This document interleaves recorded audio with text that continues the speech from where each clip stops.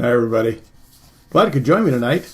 Hope we can make some progress, some visible progress. Sometimes it's harder to tell. I spent quite a bit of time last week on the drawing, and yet when I looked at it this week, it's more fine-tuning and not quite so obvious. We're getting past that construction part where you see a lot more evidence.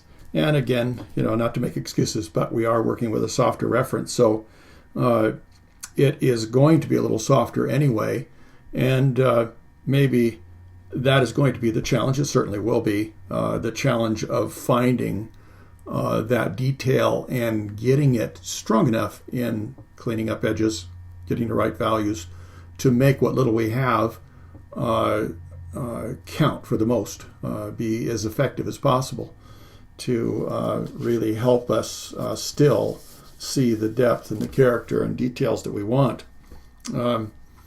Let's go ahead and just take a quick look again at this was after the first one.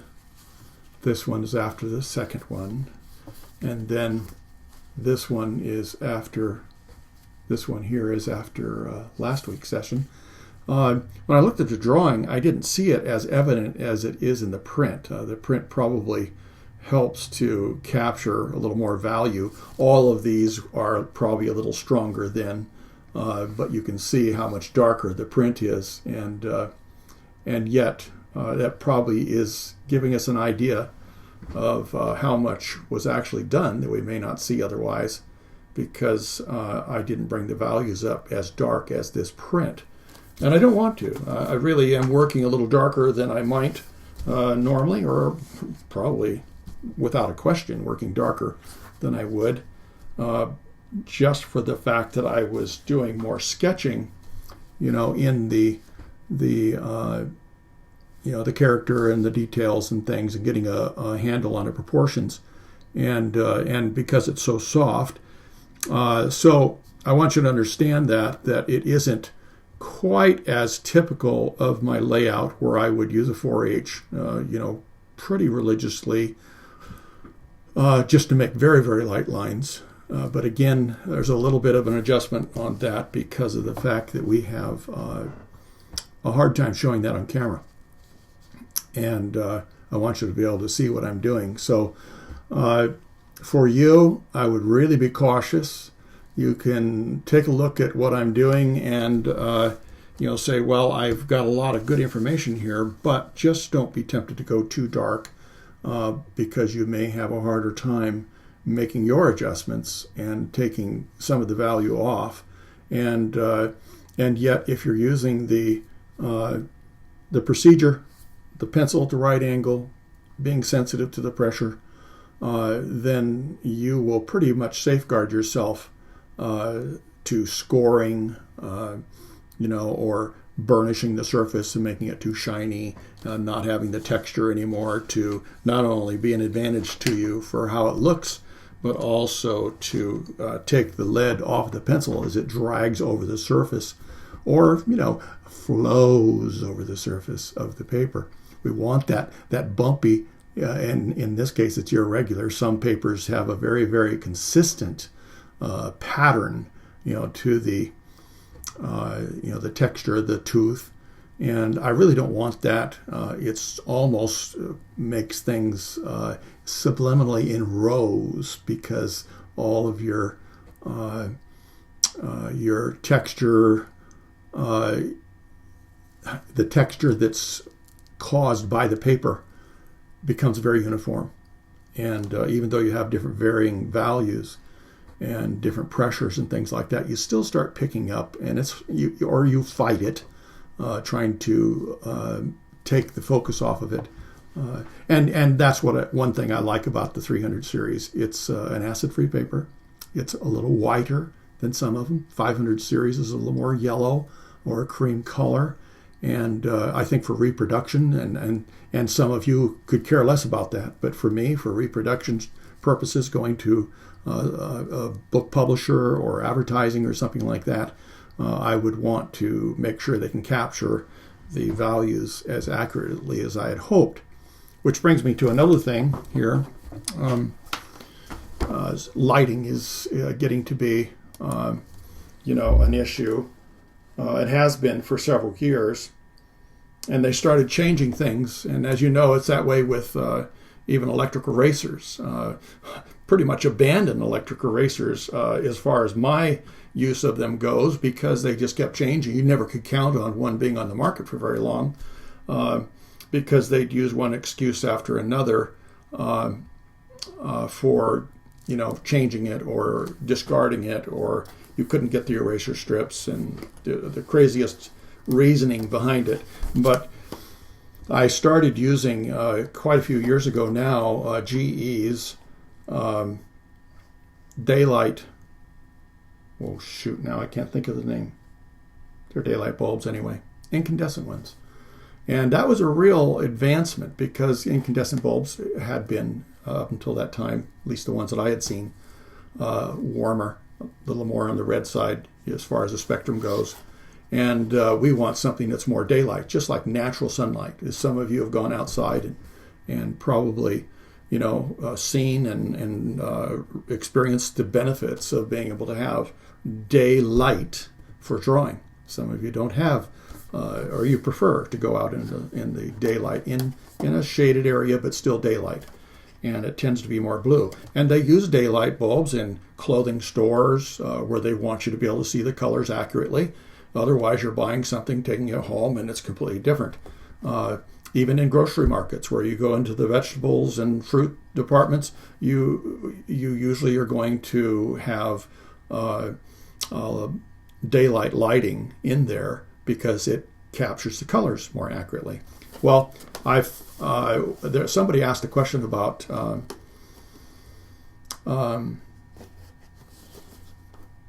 now, what do you call them?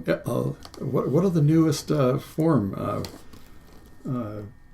Is it LEDs? No. LEDs. All of a sudden, the acronym went out of my head. Anyway, the LED has been a up-and-coming technology. It's much less expensive, but they're very expensive bulbs to make, probably because they don't have the manufacturing the bulk manufacturing process down. And this was supposed to be the big boon, was the spiral fluorescent that they came up with to fit in a regular incandescent socket. Well, it turns out that these are being discontinued over time. They may very well be in your area or in your store. And it's getting difficult to get rid of them, because no one is recycling them the way they should. They're just throwing them into regular trash, and there's mercury in here. And so they are all upset over the fact that this is getting put in our landfill, and probably rightly so.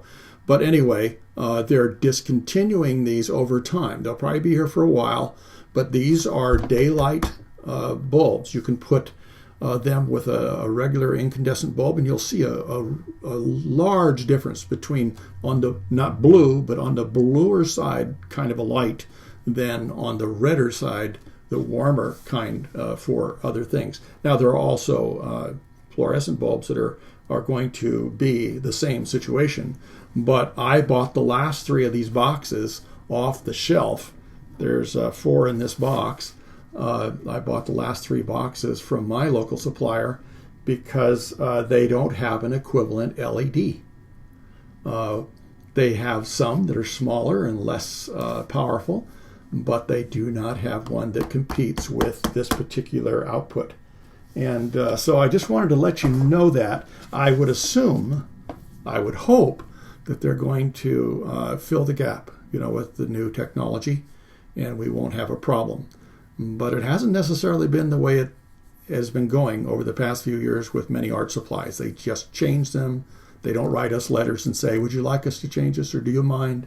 And we'd all say, no, because we're all used to using what we want to accomplish the task we have. So anyway, I just thought I'd throw that in there. If you don't even have the fluorescent bulbs available to you anymore, I think there are some incandescent bulbs that are still a daylight type bulb, and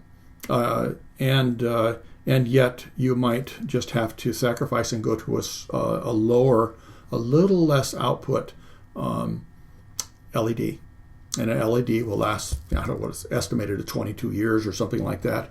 And that's one of the reasons they probably want to get the price out of it, because they won't be selling as many of them. But anyway, we're in that transition period, so hang on and let's see what we can do. I always like to buy a supply of things, and by the time I run out, I find out the world changed. So I'm glad that somebody asked that question. Thank you. All right, I'm going to take a look at this, and I am going to start trying to fine detail, probably still make a few adjustments. I know some of you made the comment that some of you that belong to the community, the 5-pencil method community, made the comment that I was continuing to alter, my proportions and fine tune, shape, sizes, and lengths and all that stuff and curves. And yes, I want you to know that if I need to, I'm always looking for those things to work on all the way through the process of my drawing.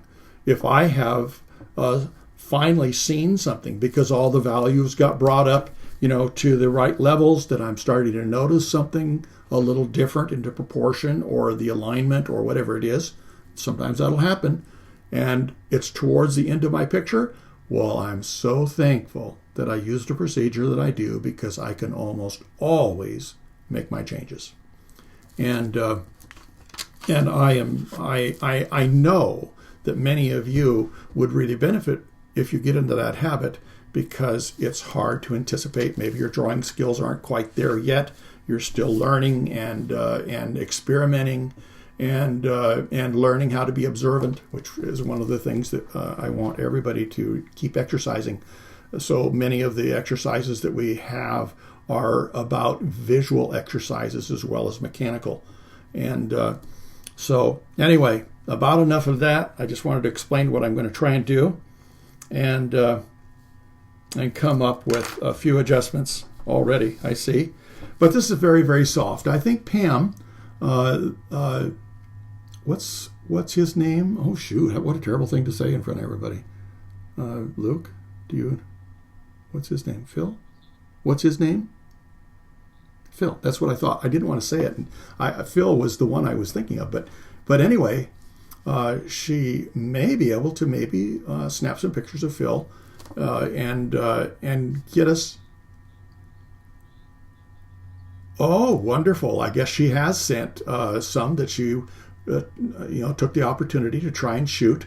Hopefully from the same direction. Whenever you want more detail and you think, well, it'd be good if I could take a couple pictures, well, make sure that you're at the same level this way.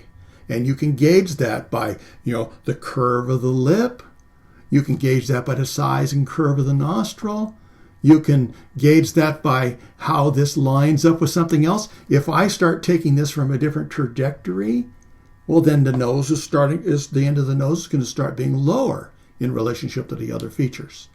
Whether we're looking under eyelids and or from up above, this would change it dramatically. And this is where we have this one where I can get some confirmation of some of the detail, but this is quite a bit under, and looking up. And so we see things at a little different trajectory, which changes curves and all kinds of things. So you can see how his nose is in relationship to his shoulder. Well, look at how his nose is in relationship to his shoulder here. And that tells you about everything you need to know, because if we were shooting from this angle, it probably would have worked out just fine. But when you're going ahead and shooting for more detail, you want to make sure that you have the same trajectory as much as possible. And then whether the face is turned as much, because you can look at other things, such as the space between the end of the nose and the cheek. How much of the side of the face is hiding? Is the corner, is tear duct cut off? And those are the things that you might want to be able to notice if you are indeed going to try and capture from the same angle. So just some things to think about. Thank you very much, Pam, for taking a picture of Phil. And I'm anxious to see what they're like. And Luke says that he has gotten, about 3 of them? Oh, look at that, up on the screen as we speak. Okay, I know the rest of you can't see it, but just make sure also, Pam, that you don't get too close. So that's what it looks like on one of these. It's very nice, but take into consideration the trajectory. Like on one of these, his mouth is straighter across, doesn't have that curve to the lip.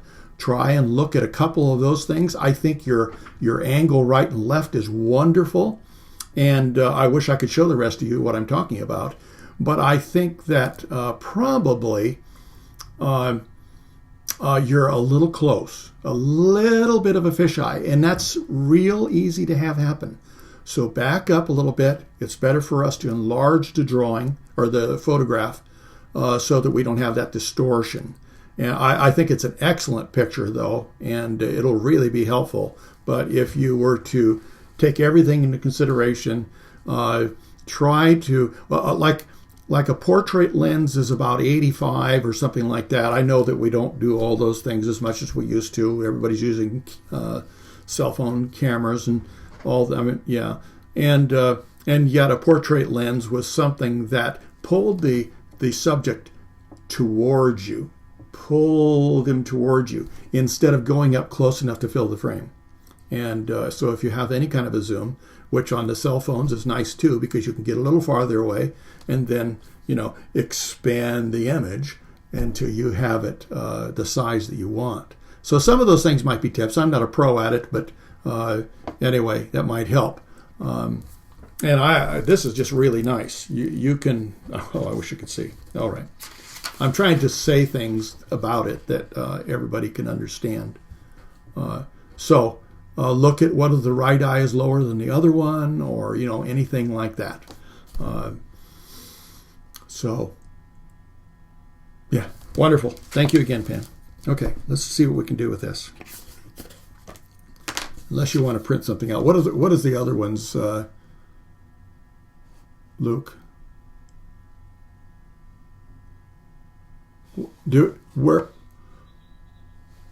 Yeah, just if you have, would you have 3? Okay. Well, let's just crop this. Can you see? You can't see my hand. Yeah, crop it close and just go ahead and print it out light enough that I can see. We don't need to go very dark right now, and I can fiddle with it later. Yeah, okay. And then for all of you, I'll run in there and get it when he says it's printing or printed, and I'll bring it back in here, and you'll be able to see what I'm talking about. So anyway, great. Wonderful. Okay. I am curious what kind of a camera she was using.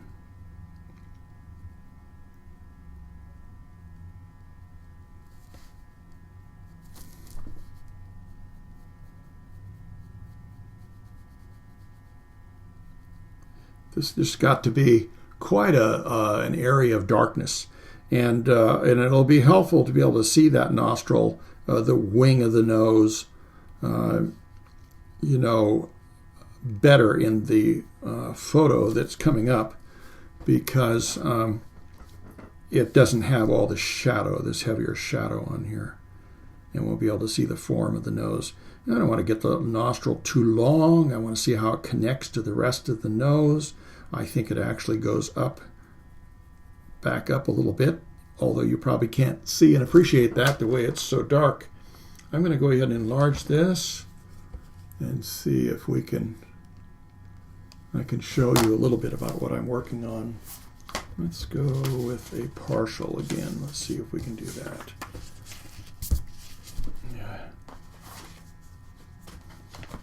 I had a few curveballs thrown at me today, and am getting acquainted with what I have here with the rest of you, reacquainted. And sometimes that's good too, because the spontaneous impression is worth a lot. You can almost study it for so long do you kind of second guess yourself.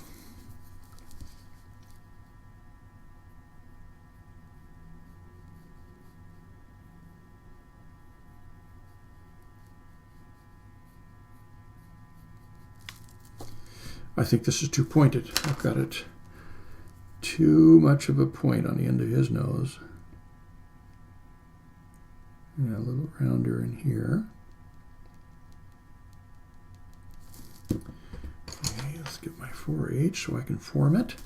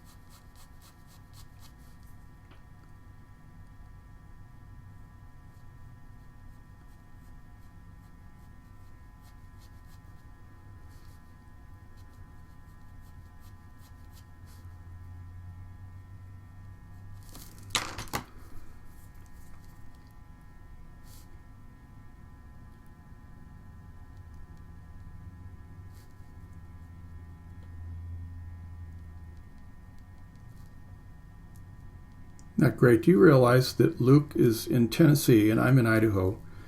And he's not only my producer right now, you know, making sure that I'm not missing something and giving me a little direction here and there, answering some questions if I need them.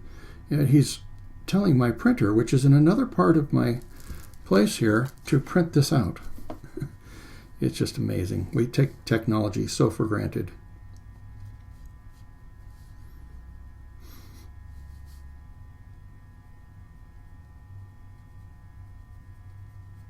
May not know how it works, or some things I guess we start learning how things work, but we take it for granted, which is something we can do.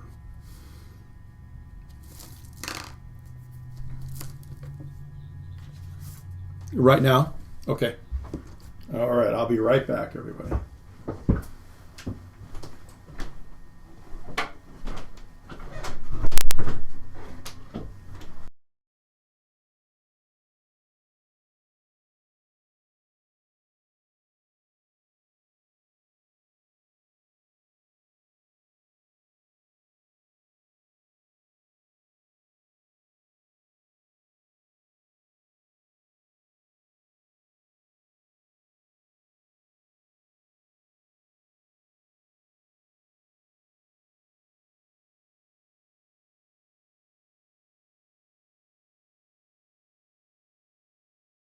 All right.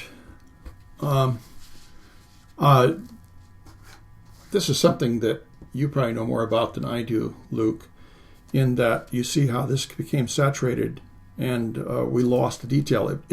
What causes that? I have no idea. All this just kind of went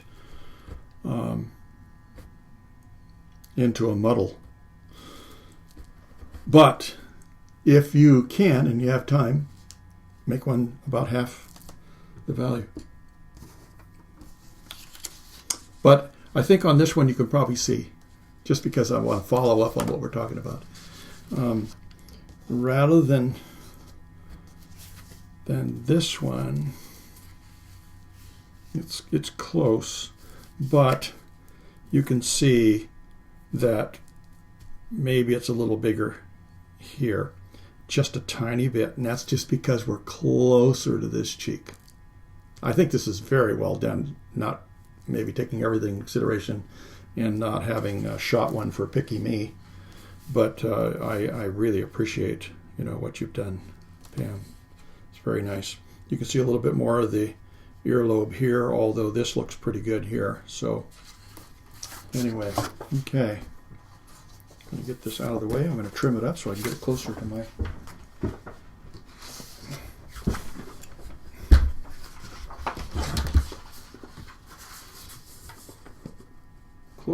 work. That's a good thing, isn't it? For all of you, I think it should be a good thing. Oh, Luke, I'm sorry. I wondered how come you were being so mysterious. It's because I never did connect with my sound. Yeah, I know you can hear me, but I can't hear a blasted thing out of you. Yeah, I didn't connect to the... Yeah, hi. Appreciate it. If you wanted to know anything, now's the time. Catch me up. Yeah, about half the value. Yeah. No, the height was okay because I want everybody to be able to see it. You can see how it's not too bad, but about half the value, so we can see into some of these areas a little better, even if something is a little bit blown out. You know, for this stage, I think it's better.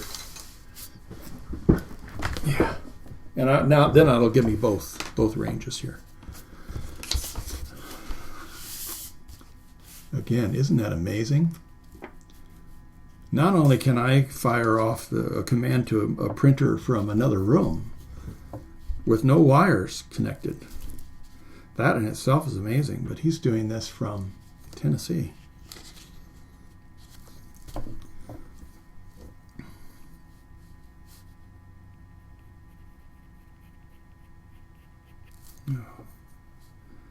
A little bit more of a dippy-do here. I think there's a little inset here. I catch that with my HB just to make it a little.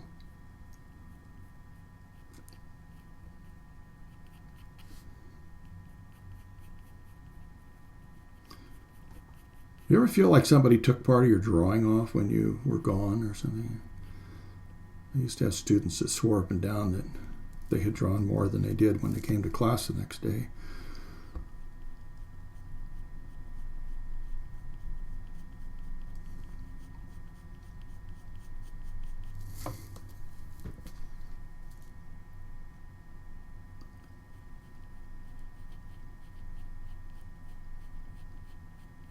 I want an edge to value. It's going to be very, very light. Have to have enough contrast to show that it's still a very light part of the cheek, catching that highlight on there. So I have to have just enough contrast. And here goes the explaining and teaching part of me. Sometimes it's just kind of like I'm talking to myself too, so.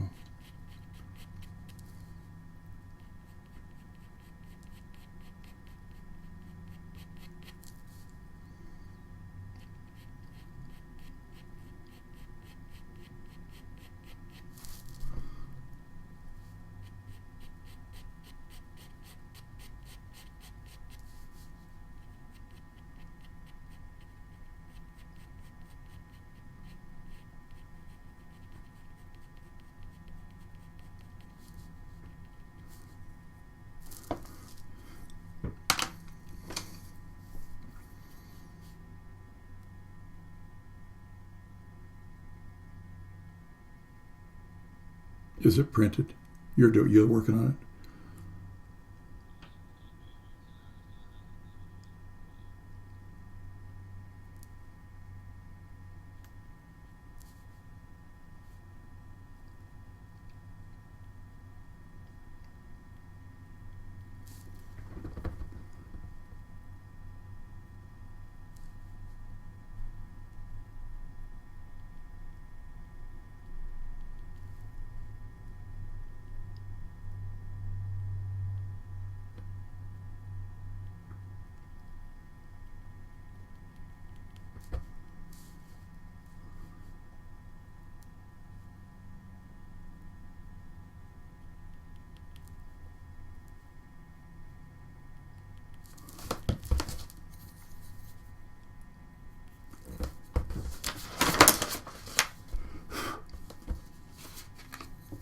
Thank you, Kathleen.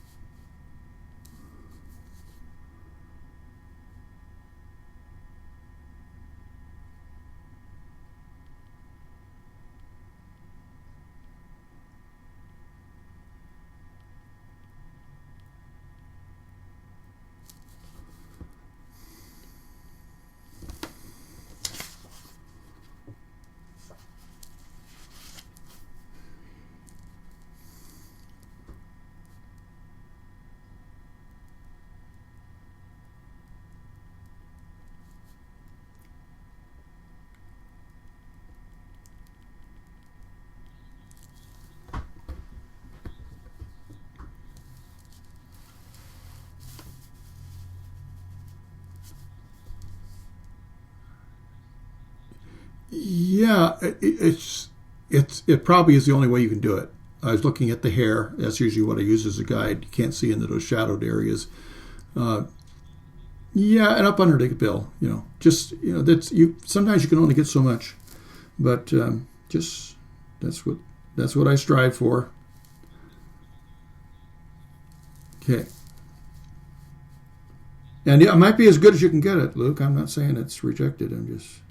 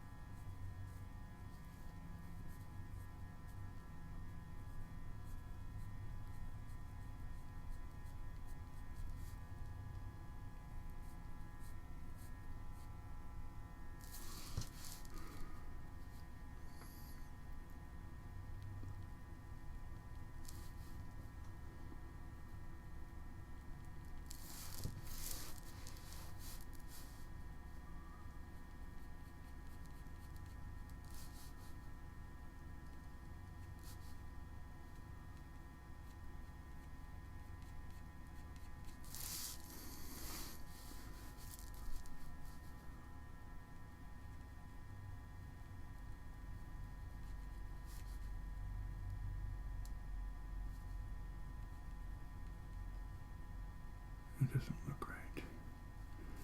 I've done something wrong here. Gotta figure out what this is.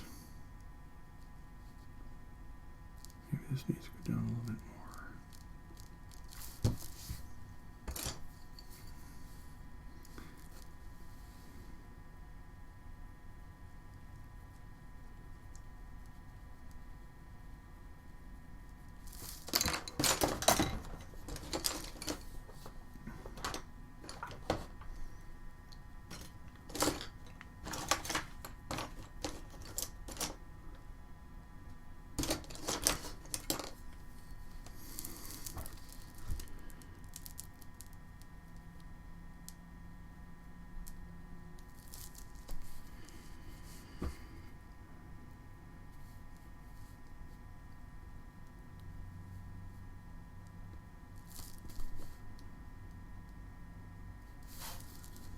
Boy, paper is going with my arm.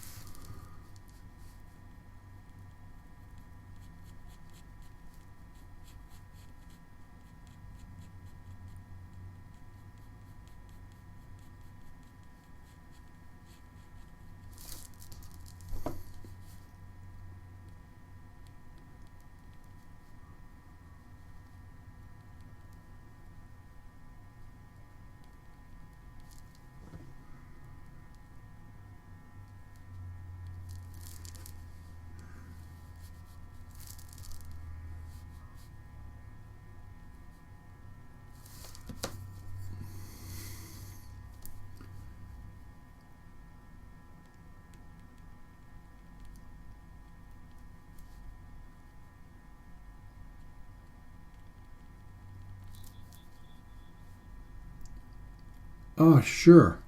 Yeah, it's the presentation paper, HP's presentation paper. If you're going off of the 75, whatever that is, 7520 or whatever, 25.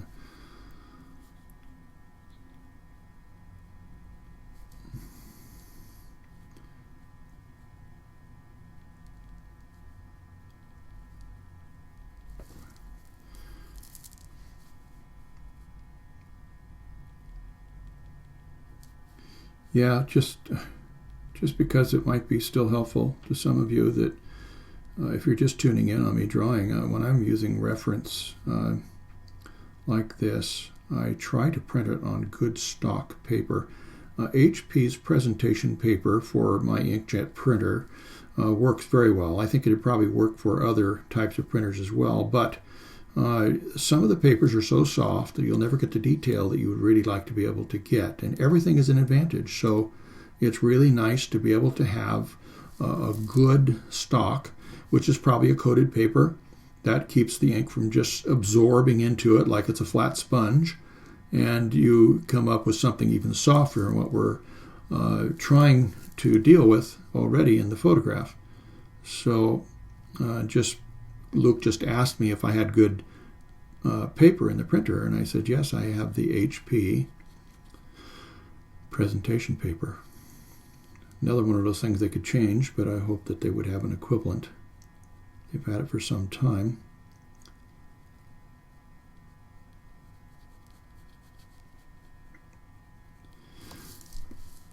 But you'll find the quality of your prints will go way up.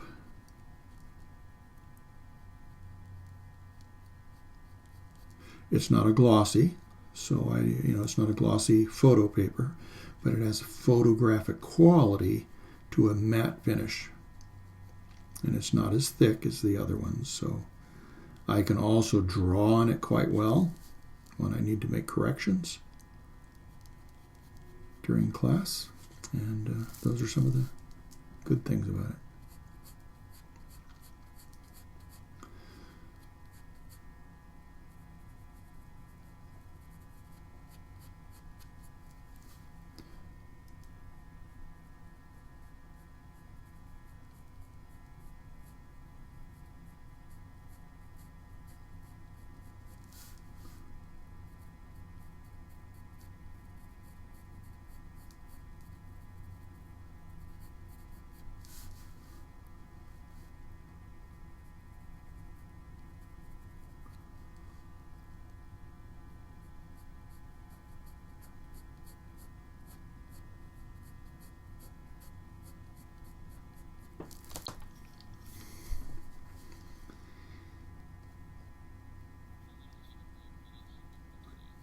Okay.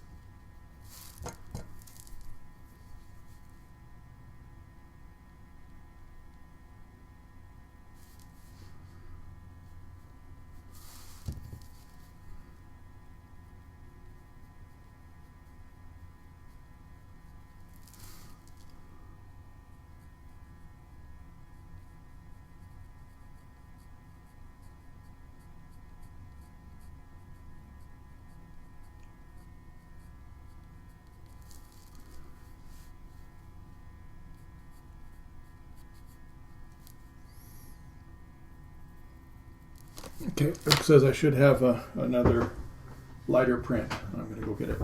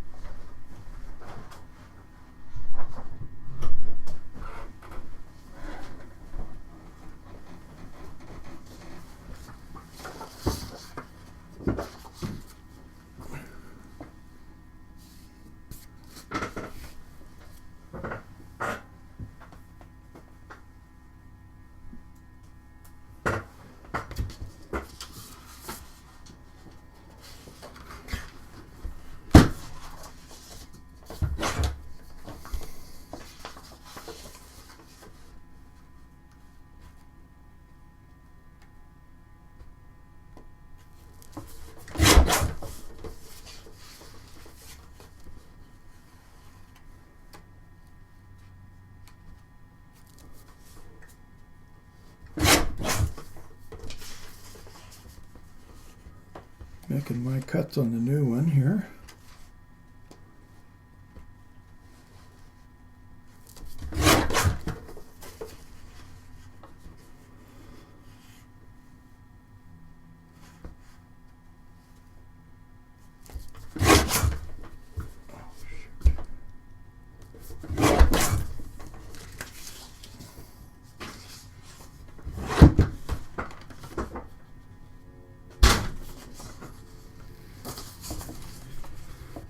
Now you can see the difference between the two, and we'll have great advantages with both of them.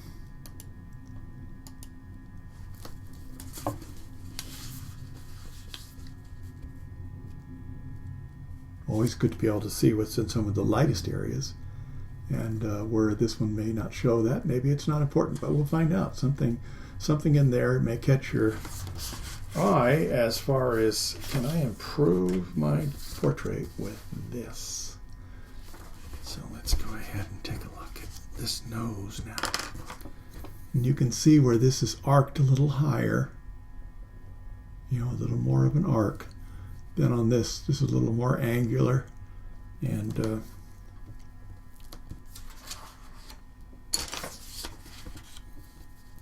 little more angular, and then comes down. But I get to see how it attaches to his face, and that is a good thing.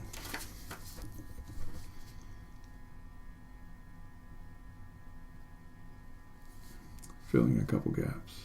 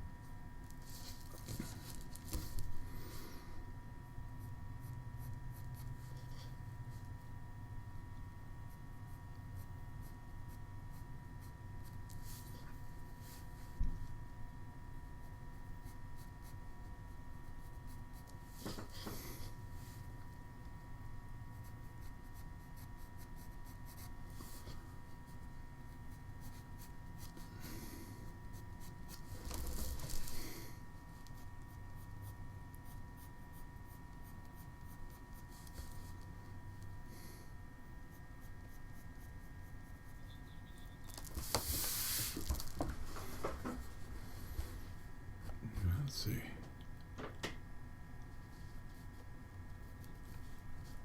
Yeah. Thanks.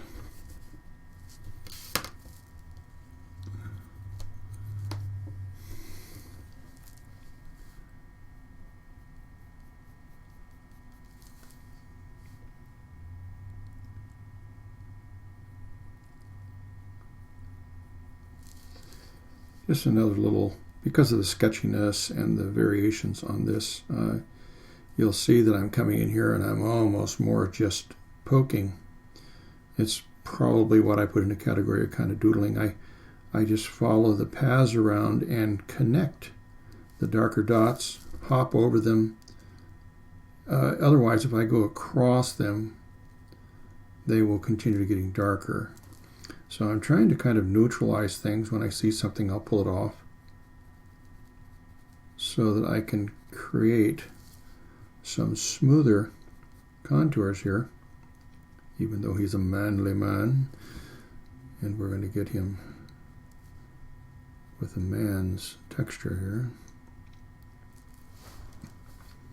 We still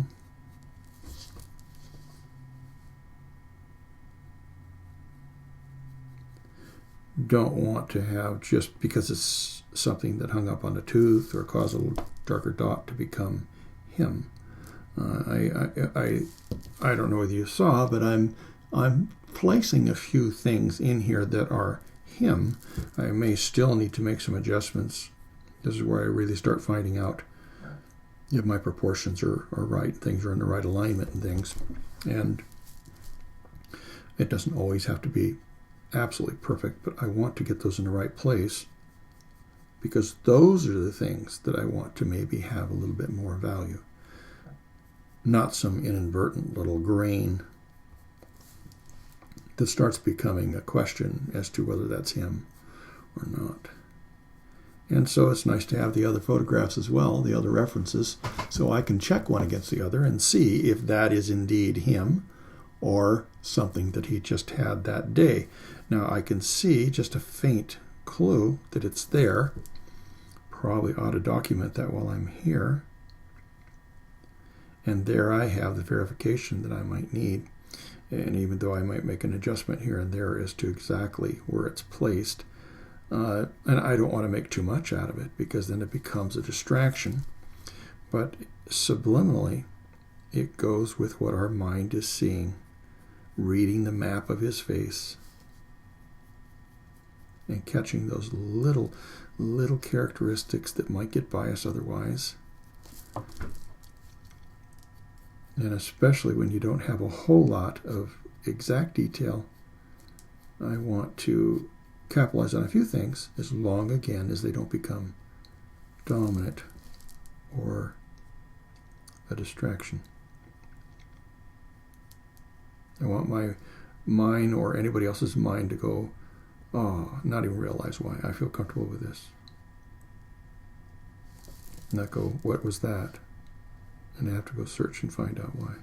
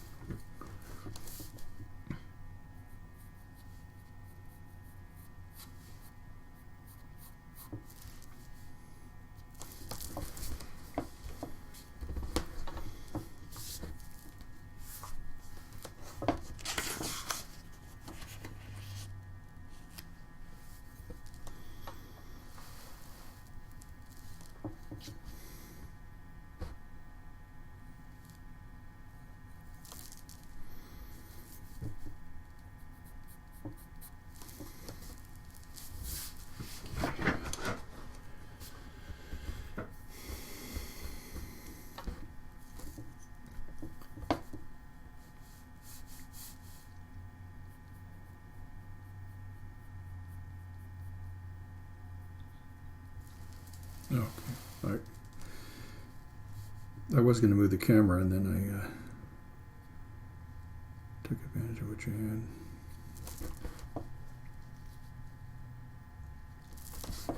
Okay.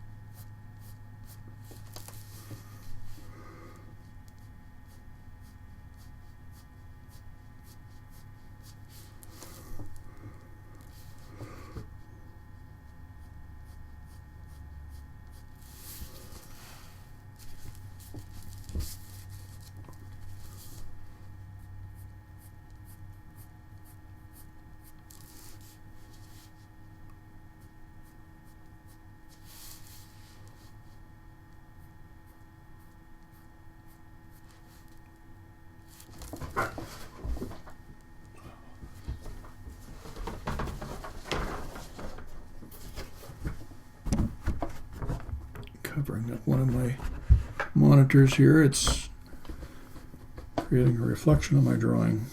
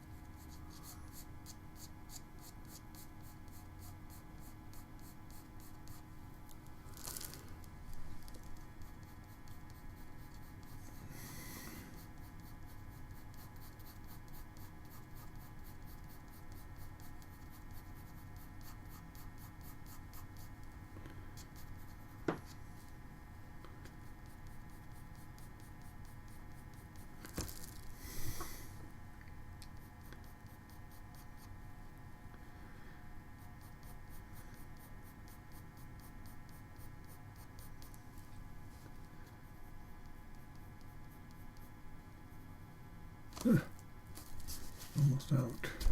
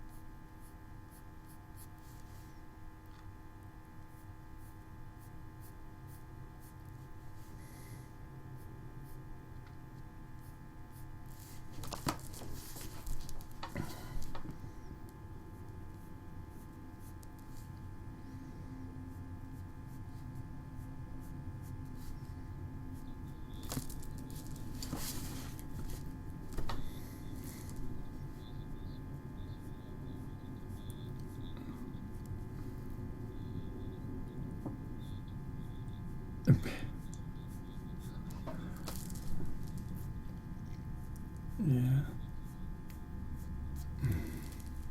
And some of you are wondering, where's the point of stopping? And I don't know, and I feel I have more to express, to make effective what I am setting out to do. I really look at this as a base. This part in here, I'm creating a base so that I can more control the values through here, even though it is pretty contrasty through here. You'll see that on this one, there's much more of a shadow on this side. I really want to see if I can clarify some of these things. I'm creating something that I can continue adding little short whiskers. I can overlay, and I do like to go ahead and go over again with brand new strokes because it gives depth to the hair and to the beard. And that way I can keep from just having like a network or a thin layer of whiskers. And we can kind of look down through them a little bit as well. But again, it is going to help me control my lighting and get a little bit more contrast between the light and the other part over here. That's why I started coloring in the cheek, and I'm gradually working into the beard, finding out how much I'm going to do. And naturally, this brand new one helps, but this is far more forward than what I may have, and yet I'm getting some good ideas out of this. I think his beard was probably a little longer here, although he may very well have had a very a consistent look over the years. I don't know. But I'm trying again to make sure that I can take advantage of the light, the depth, build the contrast, layer the whiskers, so it's more than just a net over a value such as the skin. And so there'll be multiple layers. Just like when I get into areas like this, I will very likely take away some of the darkest parts to show a little more density to the whiskers. And you can see that there isn't as dark spaces as they are maybe just below, because we can see into the beard and deeper than we can right here. This is a little bit more dense. And so anyway, these are things that I'm accomplishing to maybe put those final touches on, when I feel like I want to. But I'm going to take this further and see if we can't just get as much out of this as we can. It's amazing what you can do with a kneaded eraser, especially again when you're allowing yourself the opportunity to take it off by the pressure you use, watching carefully the values, not getting too carried away with some of the darker pencils too early. And it really helps to control those values and have that opportunity to build up the depth and layer. I also have, let's go back to the larger, the closer up one. This is something else down here. I want to be able to, as many of you know, finish my value all the way up to the edge. Now, it doesn't mean that there's just almost like a hard edge to the beard, but what it does allow me to do, and especially again because of the way I'm putting my pencil down, it does allow me to come and bring some of those light hairs into the dark, so I have a little sense that we can peek through, some of the beard here. So some of those things I'm interested in, and you may not really be able to appreciate what I'm trying to build up towards as I look in through and see the shirt or the belt the strap to his overalls or whatever he's wearing in this one. And I don't want to just come down here and have just an edge. Some of these are lighter on the ends, so if I'm going to be able to come down here and take out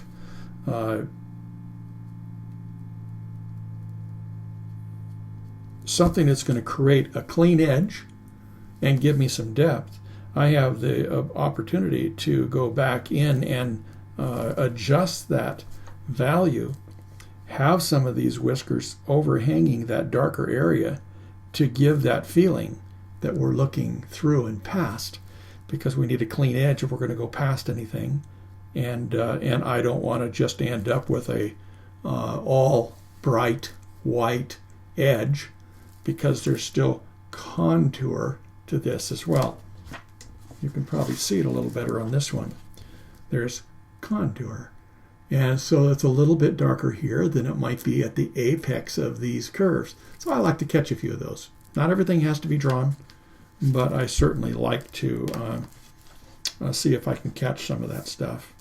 And little things like this, that's probably him. I'll look for a hint in here to see if, yes, that was indicated even in the slightest way. And then I have the opportunity to make sure I'm bringing in anything that is characteristic of him and not make too much out of it. And so I know that if I make it a subliminal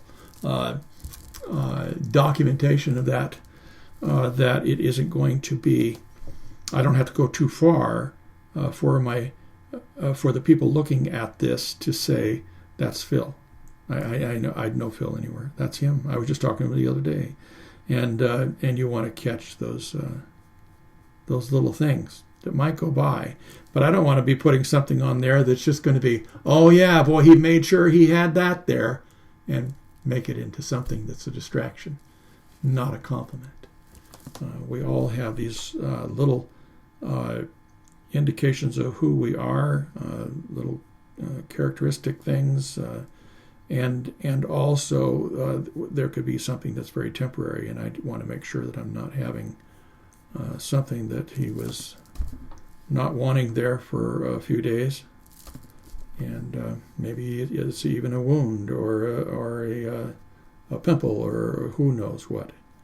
And anyway, that's what I'm doing, and so I'll continue to find ways of adding a little bit more value, but not as much value here as I might have in other places, because I want that. I want the depth, so I won't be getting as dark. As you can probably see, there's lighter, although darker values, but the darkest ones are where we can see through, clear to the skin, and we'll see the darkest places that are the contours of his chin and things like that. Now, there's a lot of fun things on here, and if you guys don't mind, I would like to capture some of these. I don't have a chance to really add some of these details as often as I'd like, and again, I'm limited as to how much I can put in there because of the reference. And so I thank you again, Pam, for taking the effort to get me a little bit more to your husband, and doing a very nice job. There's some things you might be able to tweak, as you maybe heard some of the things that I would take into consideration and suggest to somebody as they're trying to duplicate an angle or whatever. But I really appreciate what you did, because obviously I'm taking advantage of it this evening, and it makes it a fun process. Some are overwhelmed by detail. Sometimes it might be because you don't know how to accomplish it. I find that when I have a number of things that make up, just like building a house, you stake out the lot, you dig the ditches for the footings for the foundation, you put the foundation on, and the plates, the framing up the walls, you put your joists for the floors, put your subfloor down, whatever it's going to be. Probably I probably got a little bit of that out of order. But then you start framing on top of that subfloor, and you can still see through, so it's hard to get a perspective on it. But then you gradually continue going on until you have all the ingredients to make it a real home. And I just like the idea of like a building where I'm not trying to shortcut it and forgot to put the foundation underneath there, or whatever. So I just find there's certain advantages if I address all the things that I like to put in there to allow me the options of even more things later if I so desire. And anyway, really having a lot of fun with it. Again, it's a little bit of a challenge, but I think this is going to be able to still to communicate and accomplish quite a bit. So hope you enjoyed the evening. I know that some of you may not have the kind of hours that you might even know yourself that you can get lost in when you're drawing. Time just goes by. All of a sudden you realize, you start telling yourself, well, I probably ought to eat something, and I probably ought to go do this. And then 2 hours later you realize I haven't done it, and you think, well, maybe I should do this. And 2 hours later you realize you still haven't done it. And there's just a kind of an energy you live off of, and the time just goes by often too fast. But you can try to be careful not to waste yourself, so that you're just unable to do anything the next day. But I've been on some really nice highs just from the experience of succeeding and in accomplishing certain things that I set my goals for. And I love to do that. It's just nothing that motivates you more to try to add, try to create the atmosphere that you can add. So anyway, I probably said far more than I need to, but anyway, very nice to be able to have the opportunity to draw. Thanks for spending some time with me. We'll see you the next time. The next drawing session will announce, and I can get used to the phone, I'm sure, so that I can announce it with probably a few more comments and not stumble as I'm trying to figure out how to work my phone and the camera all at the same time. So I hope you have a great week. Until I see you again, have fun drawing.